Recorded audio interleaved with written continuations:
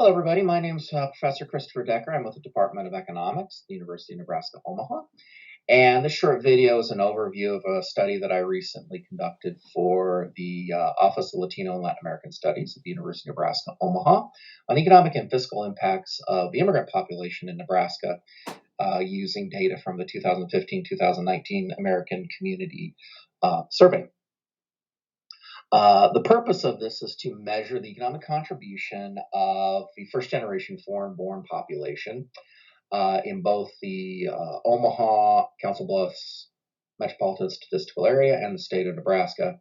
And I do pay some careful attention to the Latin American and Caribbean-born population as well in some of my numerical analysis here. It's a pretty important topic, and it's been highlighted recently by some issues that our economy is currently facing. We've seen some dramatic growth in population for the foreign-born and the Caribbean and Latin American-born populations in the state of Nebraska. Similar growth rates for the city of Omaha as well.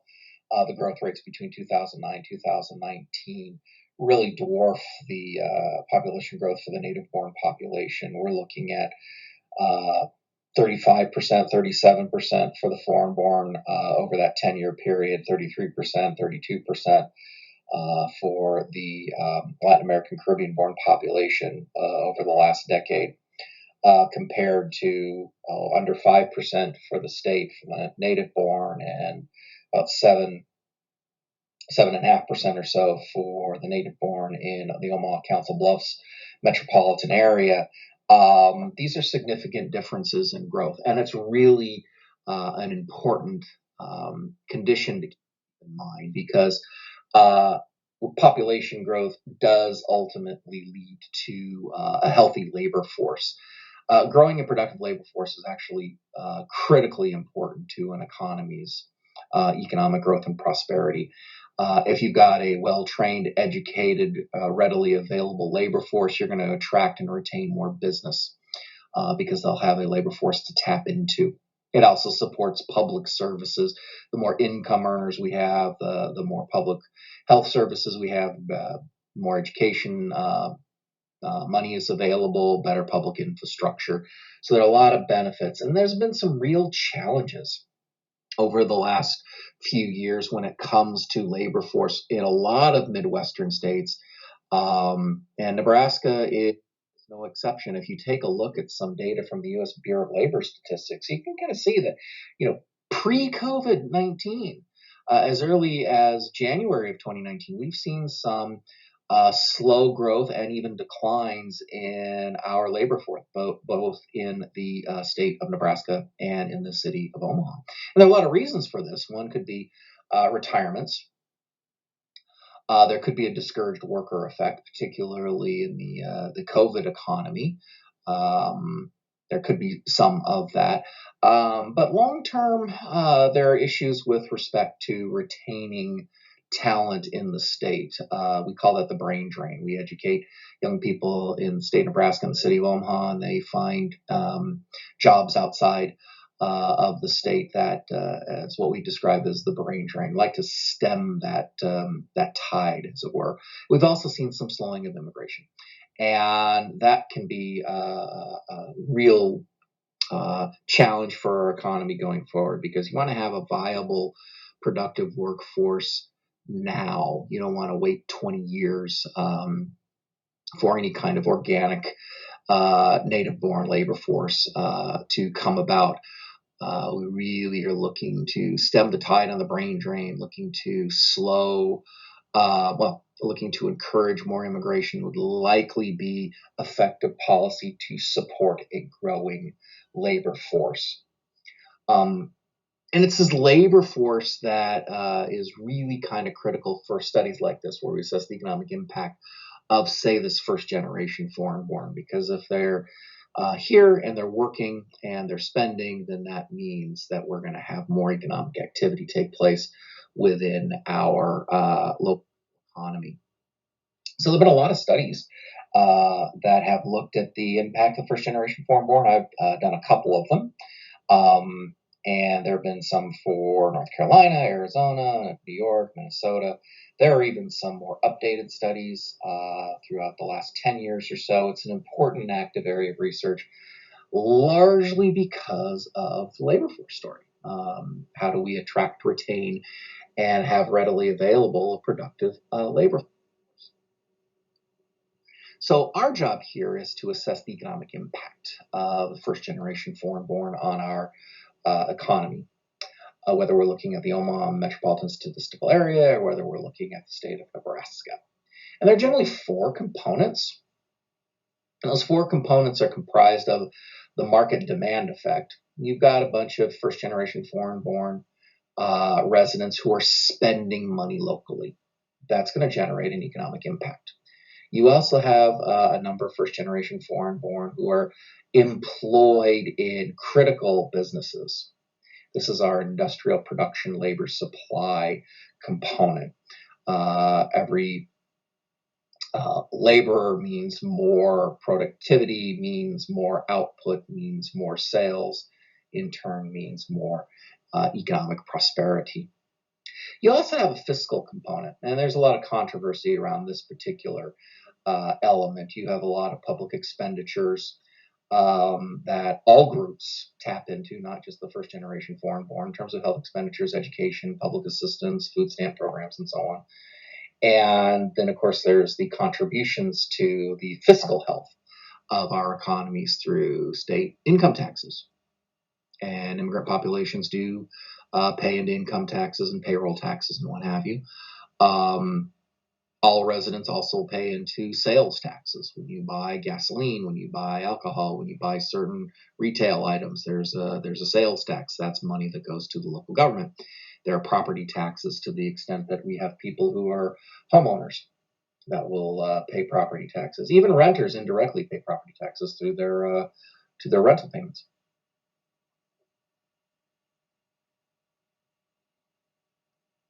So our job here is to assess as best we can each one of those impacts. And we kind of do it separately. We kind of do it in turn, starting with the consumer expenditures and then moving to the supply and then taking a look at the fiscal story.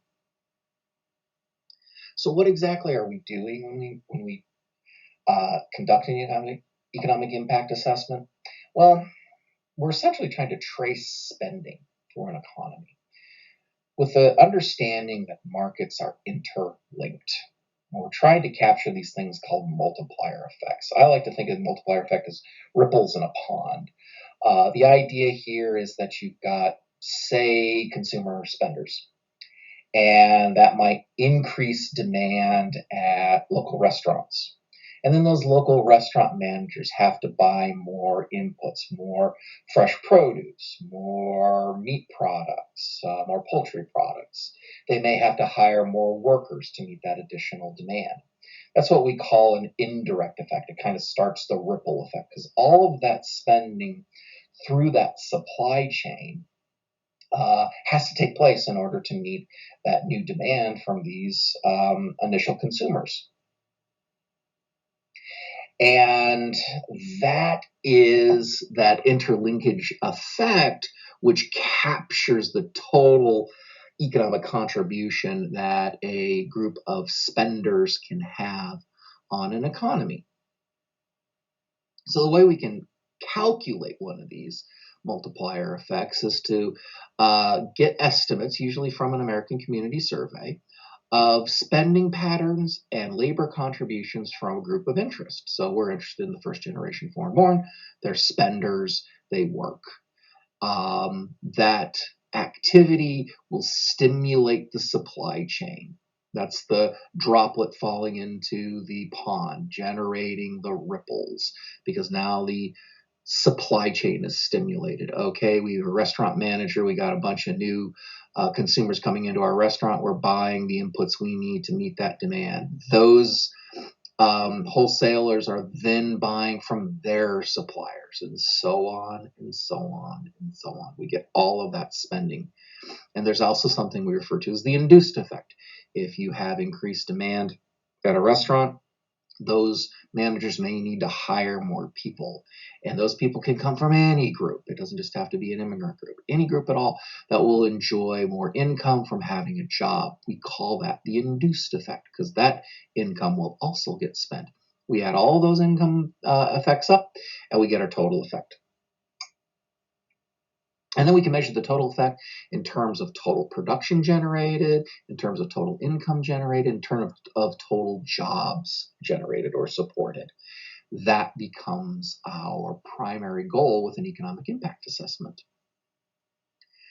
We're going to look at two different geographies in my study. We're going to look at the state of Nebraska as a whole, and then we're going to take a look at the Omaha Metropolitan Statistical Area. Now, the Nebraska as a whole is just the state delineation.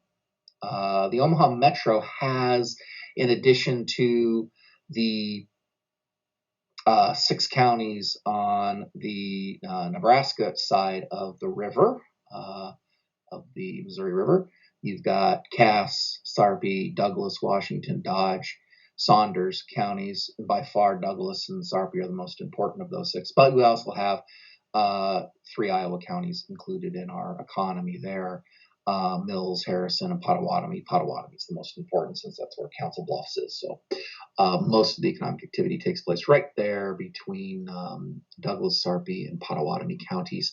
But we capture the economic impacts based on those economic delineations. That's where we're going to capture our ripple effects, through those geographic delineations. Primary data source is the American Community Survey. It's a wonderful data source. It's highly detailed. You get a lot of survey data on occupation and employment and income, public expenditures, and so forth. And it's very geographically detailed. You can get down to the county level, the city, even the zip code in some instances. We primarily look at county level data and state level data. It does have limitations. It doesn't report on immigration status, so we don't really know if a first-generation foreign-born is documented or not. It won't have any impact on productivity. A piece of paper indicating that one is documented does not have any substantive impact on productivity. A worker is productive irrespective of that kind of administrative element. But it's still a very controversial issue, and you know, the study that I'm conducting here is not free of controversy, but hopefully we've got some information that can be used to have an intelligent and reasoned discussion regarding the value of the first generation foreign-born in our economy. Let's take a look at that consumer expenditure effect. So we get that total earnings data from the American Community Survey, and from that we can deduct payroll taxes, income taxes, state income taxes, any money that is remitted, that is sent overseas to family living in home country. We'll assume a zero savings rate. That's not such a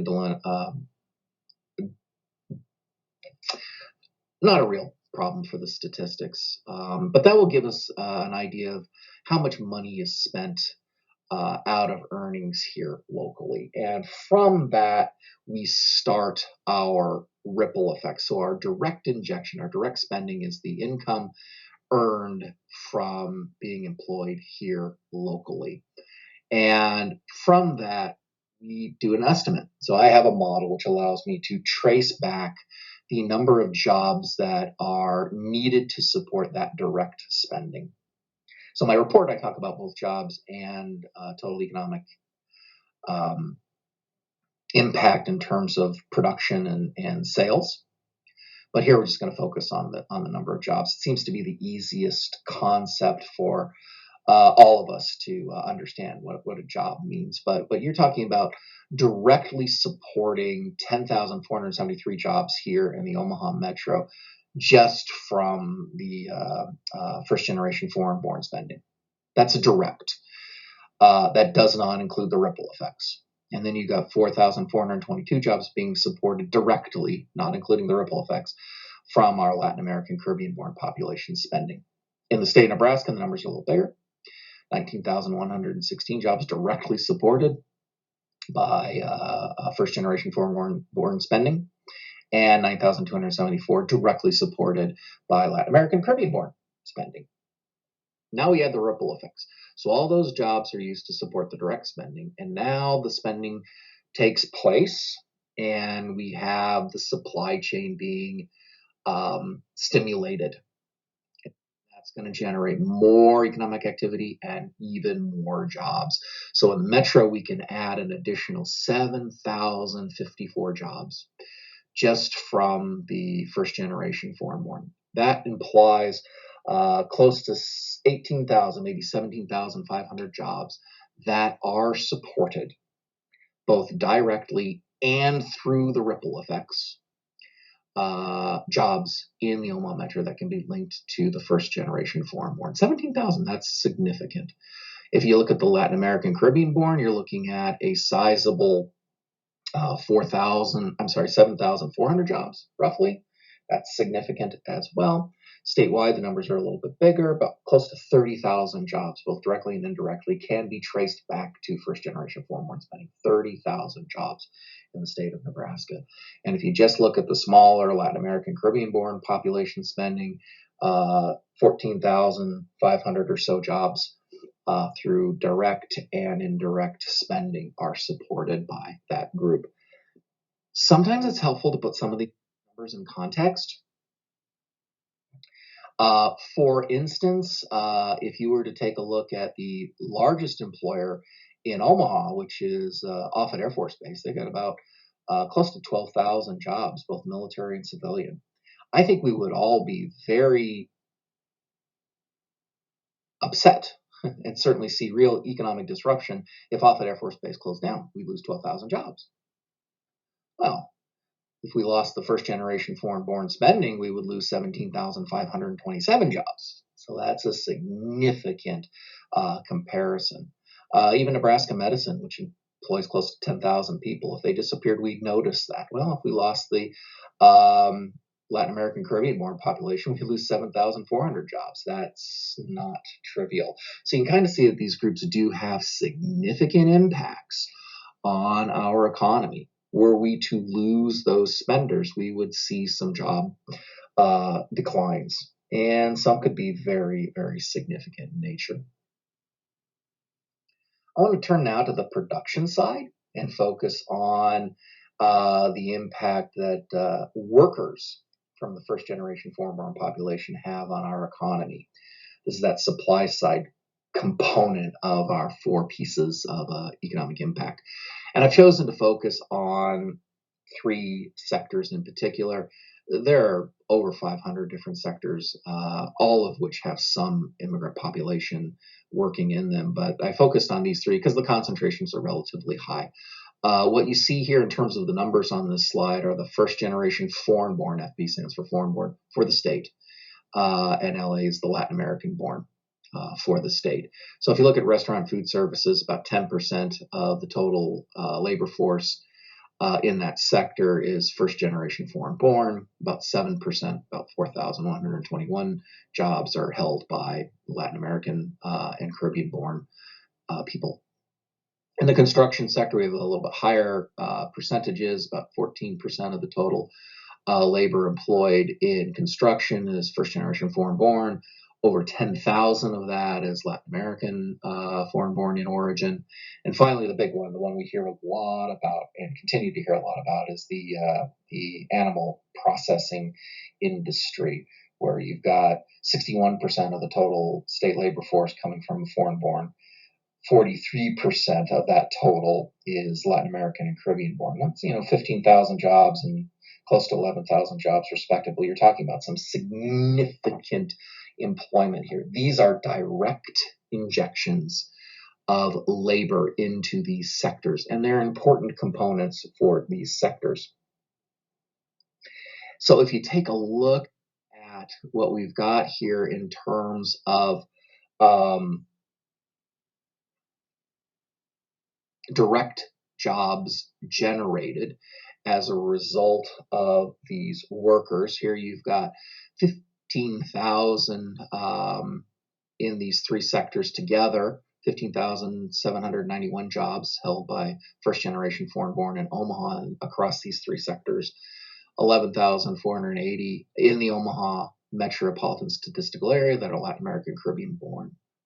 And then statewide, the numbers are bigger, close to 32,792 total foreign-born workers in these three sectors combined, and 24,981 workers from Latin America and the Caribbean.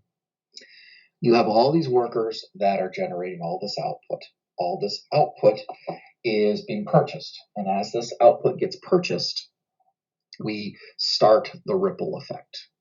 Okay, because you've got buyers, and all of those sectors will experience demand for which they will need to buy their inputs. The animal processors will need to buy more cattle. You've got construction industry that'll need to buy more lumber, that will need to buy more materials, more sheetrock, more tools, etc. You will need restaurant and food services, they'll need more fresh produce, etc. So we see the ripple effects associated with each one of these sectors. And these sectors generate sizable ripple effects.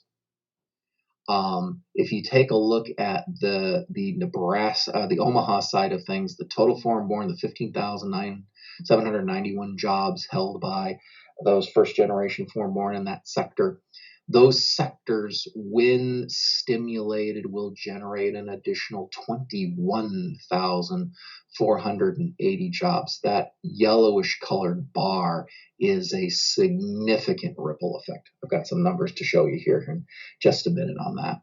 The same is true for the Latin American Caribbean born. You can see that on top of the direct jobs of the 11,480, you're talking 14,781 jobs. And in Nebraska as a whole, even larger. Total economic impact in terms of jobs from these three sectors is 32,792 plus 61,617. That's about 94,000 jobs. It's huge. And about a total of 70,000 jobs here from the Caribbean and Latin American born population. Those are significant impacts. Give you a little context here. If you've got 94,409 jobs that can be linked to the first generation foreign-born being employed in those three sectors, construction, food services, and meat processing, that is larger than the total job loss that the state of Nebraska experienced in March of 2020 when we had the major shutdown due to COVID, which was a huge disruption. That was 89,100 jobs that disappeared in that short period of time. Can you imagine if we lost the employment from our first generation foreign born in our three sectors? All told, we could lose 94,409 jobs in the state if those jobs weren't replaced. And given our labor force numbers, they probably wouldn't be, because our labor force numbers are declining. This is why labor force is so important, because if we did see these first generation foreign born populations not be deployed in our state, if we didn't have those 32,000 workers across those three sectors, we would lose a total of 94,409 jobs. It's a pretty significant impact. The third most populated city in the state of Nebraska is Bellevue, and that total population is 51,634. The total jobs impact from the foreign born is almost twice that. So you're talking about a significant contribution to the production of goods and services in our economy that can come from this immigrant labor force. And if you look at the Omaha numbers, the total jobs impact about 37,271. Again, the jobs lost in Omaha between March and July of 2020, where we really suffered from the COVID shutdown, was 31,700 jobs. We lost 31,700 jobs in that 3-month period. if we lost our immigrant population's employment contributions to construction and food services and animal processing, we would lose 37,271 jobs. These are significant contributors to our economy. Significant contributors. Now, I'm going to go back to those ripple effects. And you remember another word for ripple effects were the multiplier effects. And I just want to show you the multiplier effects that we're talking about. This is why these sectors that a lot of immigrants are employed in are so important to the Nebraska economy. What you see here is for the first generation foreign born, that's FB, for Nebraska. We had our 32,792 first generation foreign born employed in those three sectors. The ripple effects created an additional 61,617 jobs. Now, if you take that total and divide it by the 32,792, you get what we call the multiplier effect. That number turns out to be close to 2.9. What that says is that for every one job held by a first generation foreign born employee, an additional 1.9 jobs is created through indirect and induced effects, through the ripple effect. That's huge. The average employment multiplier in the state of Nebraska is 1.6. These three sectors generate a significant multiplier effect. In other words, these three sectors are critically important to the city of Omaha and the state of Nebraska. And the same is true for the Latin American. For every job a Latin American immigrant holds in one of those three sectors, an additional 1.8 jobs will be created. And those additional jobs can be held by anybody. It doesn't matter what their immigrant status is or what their background is. Doesn't matter at all. It could be a 17-year-old young person working in a Starbucks. I mean, we could talk about how everybody's jobs can be traced back to some other employee's direct contribution to our economy. In this case, we're talking about close to 2 additional jobs for every one held by, in this case, someone working in one of those 3 sectors. Those 3 sectors are really important to the state of Nebraska. Similar kind of story can be told from the perspective of Omaha, where you've got a little bit smaller multipliers, but they're still sizable. For every job created or held by first generation foreign born, in one of those 3 sectors, an additional job and a half is generated. All our sectors in our economy are interlinked, they're interrelated. Okay, I do want to take a look at the contributions and costs, because this is something that comes up all the time. And I want to caution everybody listening that this is a very controversial issue, and it is impossible to capture all of the contributions and all of the public costs that are incurred, irrespective of whether you're native or a foreign born. You can't capture everything. The statistics just aren't detailed enough for that purpose. So we have to make a few assumptions. We have to measure confidently what we can measure and work with what we've got. So it's hard to work with direct monetary values. I like to work in percentages just to give you an idea of the pressure on certain social programs that each group places on those services, as well as the percentage of contribution, to give an idea of how much each group contributes in percentage terms, rather than looking at dollar values, because sometimes it's really hard to have confidence in looking at the actual dollar values. And there's a lot of detail in the report about how I go about making these estimates. So I'd encourage all of you to take a look at the report if you're interested in this. So in terms of contributions, what we can confidently do is look at state level analysis. And we can confidently estimate state income taxes for native borns and first generation foreign born and Latin American Caribbean born. We do the same thing for sales taxes and gasoline taxes. We can come up with some reasonably constructed estimates here that we can have some confidence in. Of course, there are other sources of contribution, but these three are going to form the foundation of what we feel confidently we can measure. And what we're going to do is we're going to look at the total, and then we're going to look at the percentage that each group, native born, foreign born, contributes in terms of these taxes. In terms of public costs, this is probably the most controversial piece of the entire fiscal story. And that has to do with how we measure how much public assistance and educational expenditures and Medicaid is being taken up by native versus foreign born. Again, this is far from an exhaustive list. You'll notice I don't have things like, law enforcement.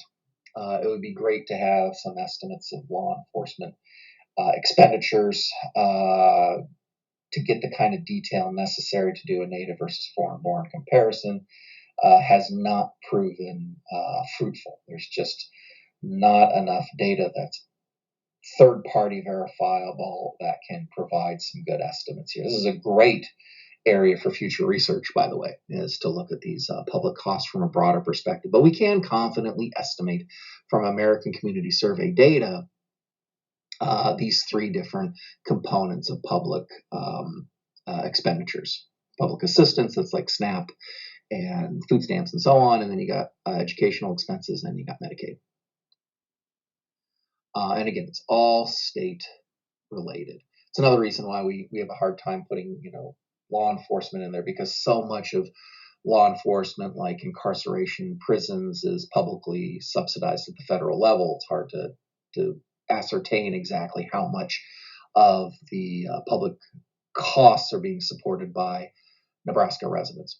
But here's what we're going to do. We're going to take a look at all those monetary costs and contributions, and then we're going to ask how much of those contributions come from the native born and the foreign born. And then we're going to do the same thing for the public expenditures. How much is, as a percentage of the total, is undertaken by native born versus foreign born. So if you take a look at the contributions, right, what we're seeing here is that simply because the native born is so much larger than the foreign born population, they're accounting for about 94.2% of total contributions. But the foreign born are accounting for 5.8% of sales taxes, income taxes, and gasoline taxes. It's almost 6%. And of that, you've got about 2.6% that are coming from Latin American Caribbean born. So these are percentages of the total. So the 94.2 plus the 5.8 gives you that 100%. And you can see that, yes, of course, the native borns are contributing a lot more in percentage terms, but the foreign born are still contributing 5.8%. Now, if you take a look at the public expenditures, 94.8% of public assistance, Medicaid, and education is going to the native born population, 94.8%. 5.2% of all of that public assistance, Medicaid, and education is going to the foreign born. Now, it's quite possible that total costs exceed total contributions, so it's not really a deficit story here I'm trying to tell. But it doesn't really matter, because if it is if we are talking about costs exceeding contributions, then that's a problem, irrespective of whether we're talking about foreign born versus native born. So looking at percentages, all I know is that we have 94.8% of the public assistance, Medicaid, and education being taken up by native born. They're drawing into those programs to the tune of 94.8%. And it's the immigrant group that is drawing into those programs to the tune of about 5.2% of the total. Now, what I have down there are the ratio of contributions to costs. What this is getting at is, okay, if you have a percentage of contributions that exceeds the percentage of costs, then the implication is that you are applying a lot less pressure on those public assistance and Medicaid education programs relative to your contribution. So if you look at the foreign-born 1.1, what that's simply saying is that there's pressure coming from public assistance programs, but that pressure is less than the contribution in percentage terms they're making in terms of sales taxes, gasoline taxes, and income taxes. The implication here is these groups are not drawing out of public assistance at any greater rate than they are in terms of their contributions they're making to state and local fiscal coffers. So we don't really see a lot of evidence here which seems to suggest that immigrant groups are costing us more in terms of the public programs offered than they're contributing. If you look at the native-born, I always find this kind of interesting. It's nearly in balance. But notice it's a little less. What it's saying is that where they're actually drawing out a little bit more than they're paying in terms of percentages when it comes to public assistance. And they're near balance, so we should be pretty confident in that. But still, it's a story in contrast. We don't really see foreign-born groups acting as if there's any kind of great fiscal drain on our public programs. In other words, immigrants aren't coming here just to tap into our public programs. They're also contributing in terms of sales taxes and gasoline taxes and some income taxes. There's no good reason to believe that they're just coming here to take advantage of a bunch of freebies. And that ratio is even larger among the Latin American and Caribbean born, where the ratio is 1.2. That suggests that this group is not placing a lot of pressure on these public assistance programs in any major way compared to the contributions that they make in terms of taxes. And if you look at education and Medicaid in particular, those percentages are really small. It's largely because these Latin American Caribbean-born groups tend to be younger, and some not necessarily have large families. And as a result, we're not seeing a lot of pressure on medical services and not as much pressure on education. Maybe we might see that change in the future, but again, we could also see contributions change a lot in the future as well. So again, the story is not one of foreign-born immigrants coming and taking advantage of public programs. We don't see that. We tend to see a situation where they may actually be paying in more than they're drawing out in terms of assistance. And this is not anything inconsistent with other studies. There are a lot of other studies out there. There's a very famous study that was done for New Jersey, which showed that immigrant populations do not tend to be a drag on public programs. In fact, they contribute more in terms of taxes than they draw in terms of services. Finally, just one final thing I'd like to do with you here is just do a quick comparison between current results and my 2012 study, where I used the 2010 American Community Survey. Basically, the impacts are a lot larger, mostly because we've seen population growth in that first generation foreign-born. So you can kind of see how the contributions, the total impacts keep rising. If you look at the total number of jobs on the production side of things, for example, the foreign-born now are accounting for 94,409 jobs. 10 years ago, it was 82,032 jobs. So that's a significant increase. Similar kind of story you can see for the foreign-born in Omaha. So hopefully that provides us with a little bit of context.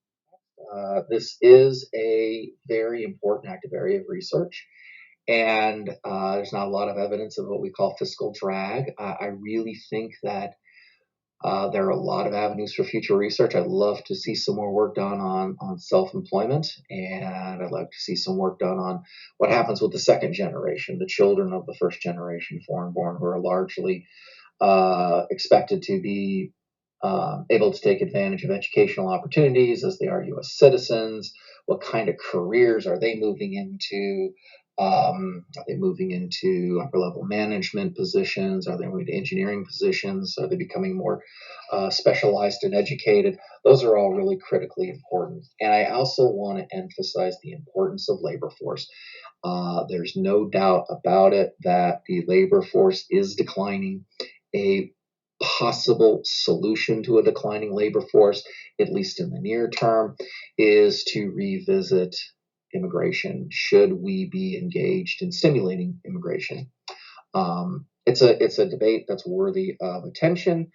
Um, the study certainly suggests some significant contributions, but for the most part, this whole story of labor force is, I think, one of the most important that our state faces in the near future. So, with that, I hope you have a chance to look at the report. I hope you found this video to be of some help, and contact me if you have any questions. Thank you for your time.